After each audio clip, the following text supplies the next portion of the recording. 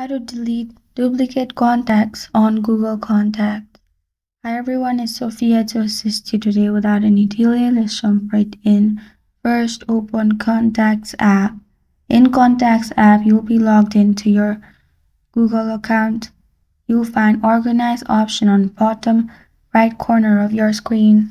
Then you'll find this kind of screen pop up. Click on Merge and Fix, which is the first option. Then click on Merge Duplicates. After that, you'll find all the contacts that are duplicate. If you find it, simply click on Duplicate, dismiss it, or if you want to merge, simply click on Merge. After that, you can delete from here. And you're good to go. That's how to delete duplicate contacts on Google Contacts.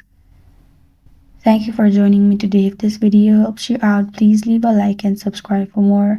Got a question or want to suggest a topic? Comment below. I am Sophia signing off. Until next time.